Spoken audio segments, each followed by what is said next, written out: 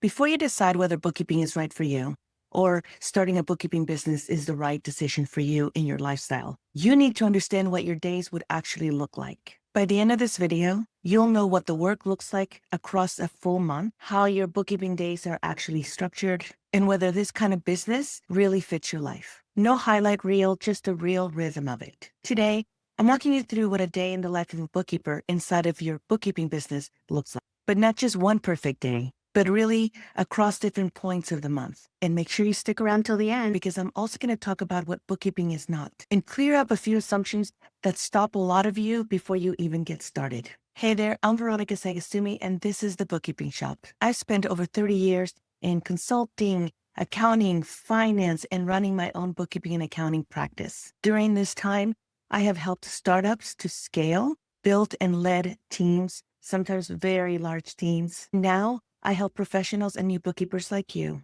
build a profitable and flexible business from day one. This video is part of my 6-part video series, Start and Grow Your Bookkeeping Business for Beginners in 2026. So far, we've covered what you should know before your first client. There's simple foundations to put in place, a clear 4-phase roadmap, and a realistic 30-day plan. And now it's time for you to take a look at what your days will actually look like once you have clients. Even just one client or 10 clients or 20, the days look pretty much the same. So let me walk you through it. When I was first getting started, I didn't really know what questions to ask yet of other people who were running a business similar to mine. I wish I had somebody that I could have asked, what does a day look like? What does a normal day look like? What does a challenging day look like? What do you do week to week? You know, all those questions that you probably have at this stage. So I want to give you a clear picture of what your days could look like once you start to get clients, while also remembering that this is your business and you get to shape it as you grow. Now, most bookkeeping work actually happens in blocks of time, whether it's a block of time in a day or over several days. You're not reacting all day and you're not jumping between 100 things. On a typical workday, you're logging into your accounting software system. You're going through and categorizing transactions, maybe reconciling some bank and credit card statements, generating financial statements, or following up on missing information, and a little bit of time to address and answer client questions that you may be getting through whatever your preferred method of communication with your client is. Texting or email, you probably will be getting some questions, or you have sent questions and you need to give yourself a little bit of time throughout the day. Maybe in the morning and the afternoon, you give yourself a quick little 15 or 20 minutes to check in on any emails or Slacks or whatever messages your clients may have sent you that you need to respond to. The work is structured and repeatable, but in a good way. At this stage, it's about accuracy and clarity. And I will say that these kinds of repetitive tasks are more often done at the beginning of the month. So that means that a large portion of your bookkeeping work happens during what we refer to as month close. At the beginning of the next month, you are closing the books for the previous month. So in the month of December, during the first week and a half, we are closing the books for the previous month, November. So a lot of the work that we do as bookkeepers and accountants happens in the first 7 to 10 business days of the month. And we call that period of time month end close. This is when you're reviewing the prior month's activity. You are reconciling accounts. You are ensuring that everything is categorized correctly. And if you have any questions, this is when you would send a list of questions to your client and let them know when you need a response so that you can finish reconciling and finish closing the books. Books are considered closed when you have categorized all the transactions, reviewed the transactions that they are accurate in the right place. You have reconciled the bank statements and credit card statements if there are any, maybe a merchant statement as well, and you're generating financial reports. At that point, you consider the books closed. During this time, the communication with your clients naturally increases, okay? It's normal. If you don't have a system set up yet, we'll talk about that in just a moment. But if you don't have a standard system set up yet, a repeatable process that you can refer to, you're going to be reaching out to your client to ask for the bank statements, the credit card statements. There are instances where the client may give you like an admin login to their bank where you can't do anything other than just to download statements, okay? But in the beginning, during this month end close, you are getting those statements from your client if they don't already know to send them to you. But you're following up Hey, maybe there's a payroll report. Did you make any deposits that I don't know about? Just, or you usually have a list. You're not sending one off.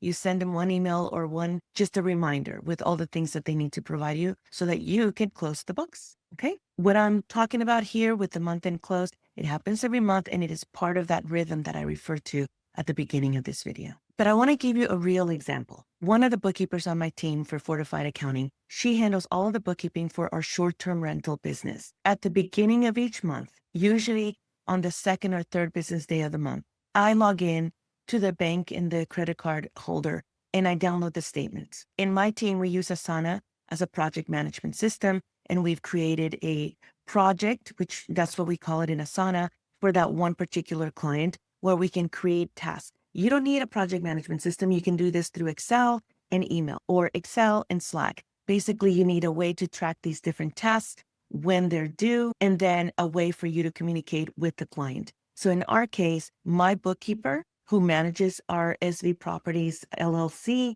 she knows that there's a task and that I will prepare it. It shows up as a task that is due. And so I download it and then I attach it and she can then grab it. These tasks are set up as a recurring task. So as soon as I perform it and I close it up, it reappears for the following month with a due date near or on the same day as the previous month.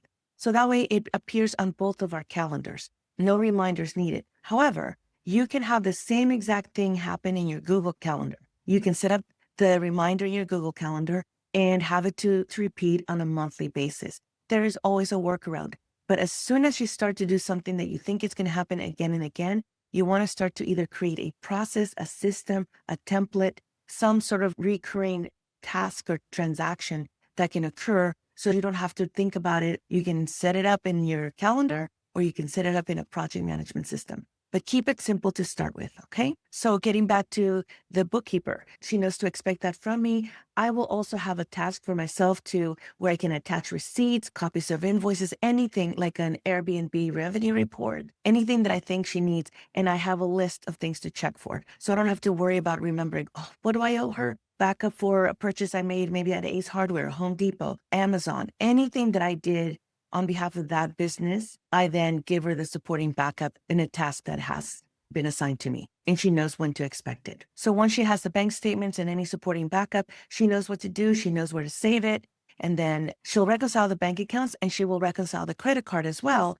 And then she'll send me a electronic way for me to sign the bank reconciliation or the credit card reconciliation. When she sends me that for my electronic signature, I can then review the reconciliation as well. You as a business owner and you as a bookkeeper, you play two roles, right? So I know that when the bookkeeper on my team is doing the bookkeeping for my business, SV Properties LLC, for the short-term rental, she knows that I am the business owner and I need to be treated as such, which means she does all the transaction categorizing. She reconciles accounts. She sends me the reminders as, hey, you need to review and sign this reconciliation.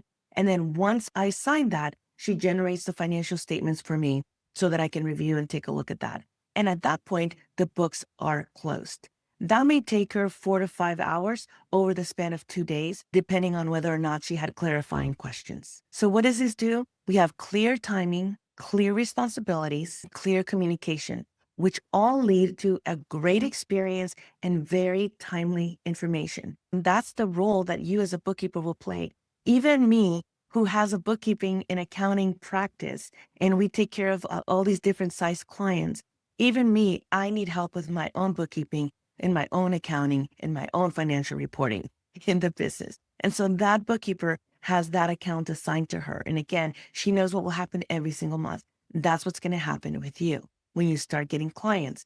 Repeatable transactions, repeatable work, repeatable processes. Are you seeing it? What we mean by that rhythm? So let's get back to your day. A typical bookkeeping day starts out calmly. And that's not by accident. You're not rushing because you've already planned out your day the night before or the afternoon before. When you sit down to do the actual work, because you prepared the day before, you already know what needs your attention. You can start by scanning the different messages that may have come in overnight or from when you logged off last. If a client has responded to you or uploaded a document you were waiting for, You note it and you move on. You don't stop at that point. You're just checking messages to see where you need to put that transaction or that communication. You're not going to stop. You're going to review what it is and then put it in the right bucket. You're just reviewing your messages so that you can then categorize what's come in. You're not going to be answering emails all morning. You're just giving yourself a certain amount of time to review, respond, follow up, check in. Right now,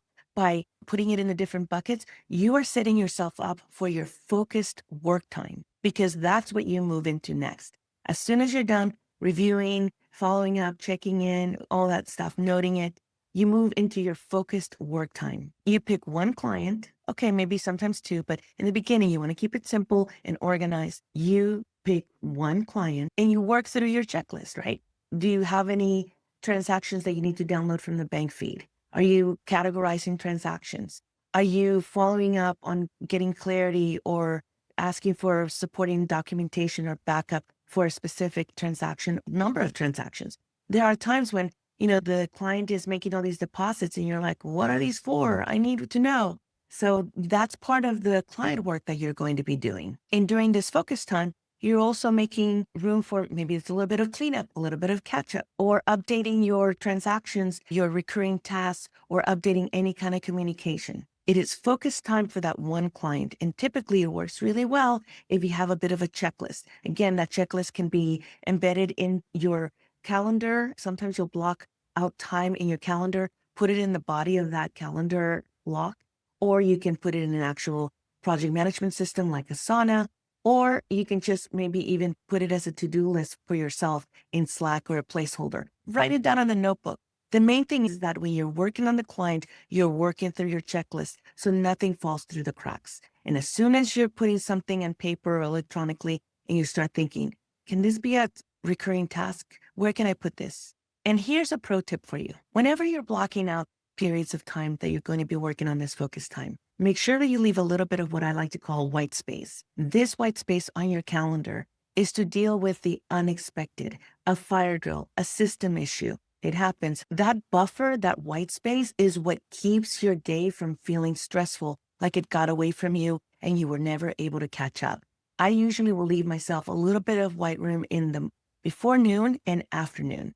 So before 12 o'clock and after 12 o'clock, somewhere in my calendar, I make sure that I carve out 30 minutes. And if nothing's come up, even better, because that means I can get on with my day even faster. If this is helping you to picture what your days could actually look like, please give us a like and subscribe to the channel. It lets me know that you like the content that I'm creating for you, and I will create more of it. Now, as you gain experience, your days will naturally become more efficient and less reactive. You move faster, you trust the process, and you protect your focus. This is also when systems start to really matter more in your business. Using a project management system like Asana, and there's a lot of other ones like Monday.com, Trello, ClickUp. So it's whatever works for you. We chose Asana many years ago. We've invested in trainings and we've got it down to a science. Asana is one project management system that you could use to create a project for each client. And within that project for your client, you're creating checklists. I like to always have a section for important information for each client.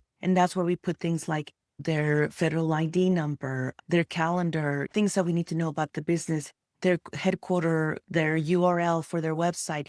Just for every single one of our clients, we have a section called company information or important information about the client, about their business, about the company, about the file, just things that I or people on my team need to know.